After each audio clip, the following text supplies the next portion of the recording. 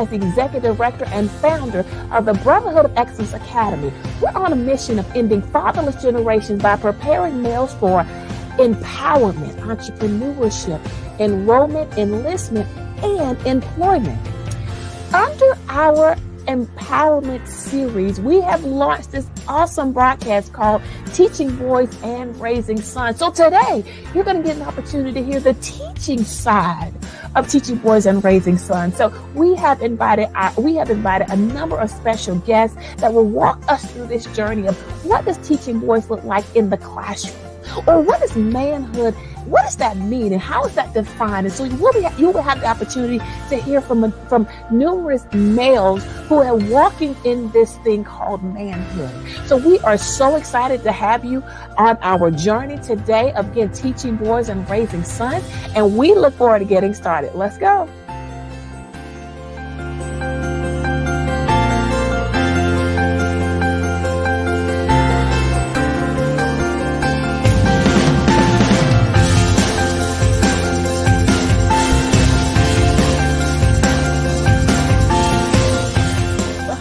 Shamika Smith, and I serve as the Executive Director and founder of the Brotherhood of Excellence Academy. And I am super excited to introduce our guest on today. Welcome, Mr. Rivers.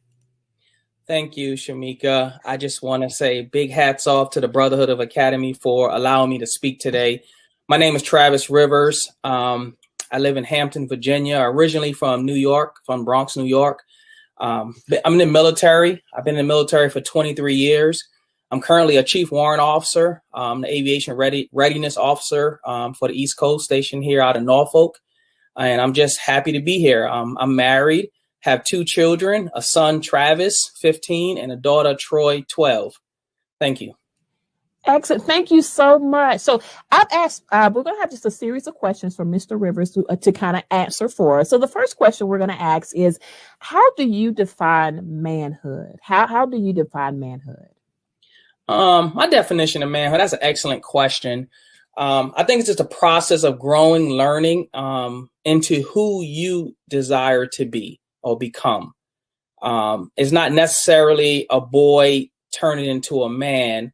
It's just your process of growing, learning, and whatever goal you have to that you want to achieve to become as far as yourself, your character, who you are. I love that. So it's an individualized process, ultimately, having individuals achieve their ultimate goals. Right. I love Absolutely. that. So now, of course, the follow-up question to that is what kind of characteristics are defined in terms of being a man? When you think about being a man, what kind of characteristics are involved in that? Characteristics, I would start with being God-fearing first. I think that guides and shapes us into like who we want to be and what we model after.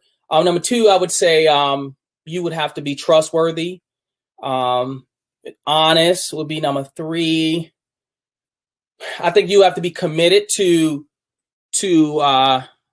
learning and understanding the process of what it become or what it would take to become a man. And finally, I would say you have to be committed. You got to be committed to the journey. That's what I would say. Absolutely. I love that. Make sure I got God-fearing, trustworthy, honest, and committed. Yes.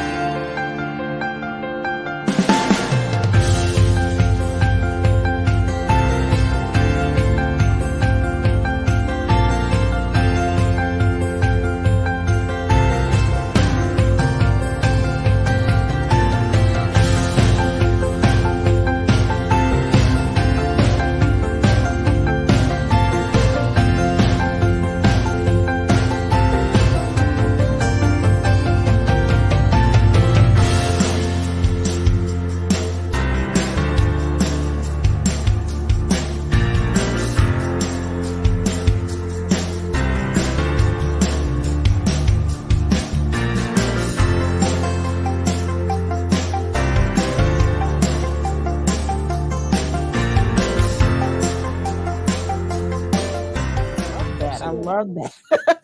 So when you're thinking about like coaching guys or coaching males, particularly because our target audience is kind of middle school students, and Okay. so particularly middle school boys. So when you're thinking about coaching, we're just kind of look at a couple of areas. So how would you coach them in the area of mental health? Um, Honesty. I would start with honesty. You have to create an environment first to allow them to become comfortable to talk to you on, and allow them to understand that you too have gone through things and it's okay to talk about it. So in that area, I would say it's okay to ask for help. I think in our community, in African American community, we are told you have to be tough. You can't talk about certain things. You got to deal with, suck it up. Um, and I think nowadays we have found that our boys specifically are in need of someone to talk to, because they are going through things. A lot of the struggles that we face, and I even talk to my own son about, and I'm realizing I'm growing also as a dad, is that I can't use the tactics that my father taught me. Those ways were probably valuable then, but I can't use those in today's society. It's just different. So I have to really listen. I think listening is a number one thing I would say when dealing with young boys in the area of mental health. And you have to listen to them, and that's a skill that we have to learn as Black men. We got to listen to our boys. I love that. Yeah. I think, and I like how you touched on sometimes it's difficult for males to actually talk and communicate and really admit there's an issue or a problem that's happening. I think when we've seen our global pandemic and a lot of mental health issues have also arisen as a result of that, is really creating safe spaces for our male to be able to talk with us. Right, right, Now, right. what about the area of Absolutely. emotional Safe space. development? What about Um, emotional development? it, it all ties in together, but I would say this: it's okay to ask for help. It's okay to ask for help. You know, you don't always have to be tough. It's okay to say I'm sad. It's okay to say I'm scared.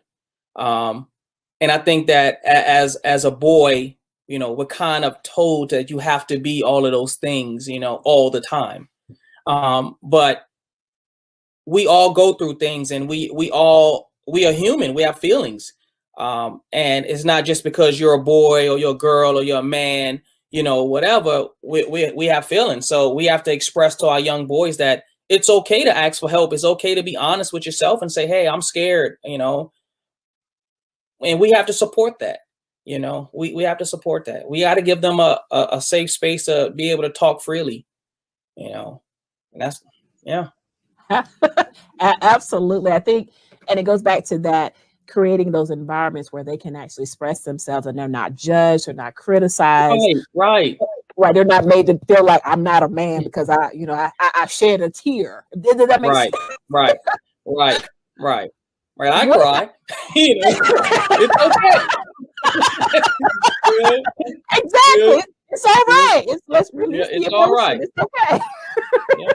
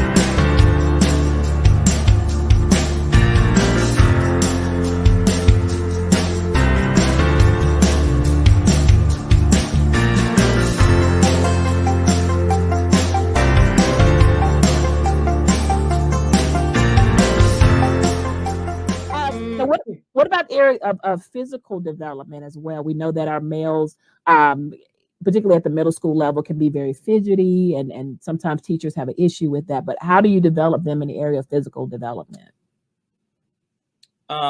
In regards to like working out or being like physically active. Yeah, yes, sir. Yes, sir.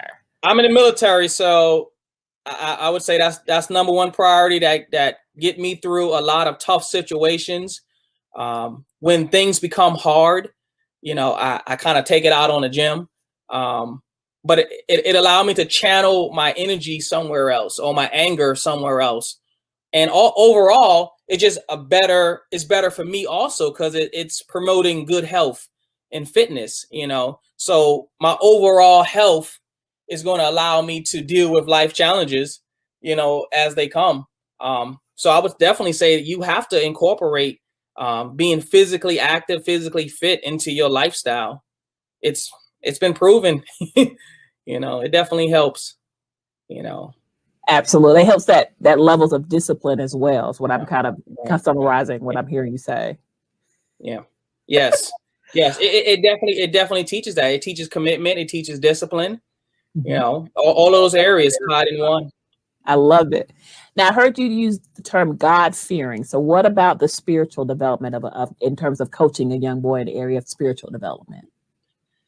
We all have those that believe. I'm a believer, and I believe that there's a higher power. And I follow those rules, that guidance that's, that are taught to us from a young age in the Bible. We have to have guidance. When all else fails, when man fails, we have to believe that God is the answer, and He is. And when you have no one else, you always have God. And I always tell my son and those that work for me, prayer works. Prayer works. Whatever you do, my pastor always say you don't have to read the whole Bible, just know one verse, and that'll get you through. And I believe that. I love it.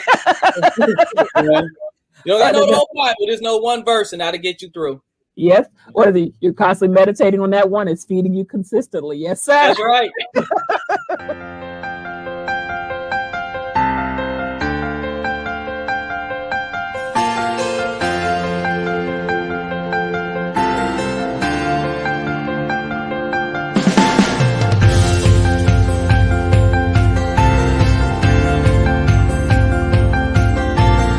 Hello, my name is Shamika Smith, and I hope that you have had the opportunity to enjoy our broadcast. I hope that you walked away with nuggets of wisdom, leadership components, and things that you could implement, whether it be in your family or whether it be in your learning environment or your teaching environment or whatever the case may be. Our hope and our prayers that you walked away with something that is very tangible that you can use immediately. If you have enjoyed this broadcast, take a moment and share it with others so that we can continue to spread the word of how we are utilizing the component of empowerment through our broadcast, teaching boys and raising sons, so that others can be empowered as we all walk in this thing called life together. Also, if you are looking to donate to an organization, please consider us. We are a 501c3 organization, and so all donations are tax deductible. Once again, if you are looking for an opportunity to give in order for us to continue this broadcast, visit our website, also listed below, but also take a moment to just donate or share or let individuals know of the great work that we're doing under our broadcast, teaching boys and raising sons. We are so honored and privileged that you have taken time out of your day. We know we are all busy. And we are so excited that you have taken time out of your day to come and learn a leadership nugget, a word of wisdom, or something that we hope that will encourage you on your journey. Once again, I am Shamika Smith. I serve as the Executive Director and founder of the Brotherhood of Excellence Academy. Again, visit our website located at the bottom of your screen, and we look forward to seeing you next time. Take care.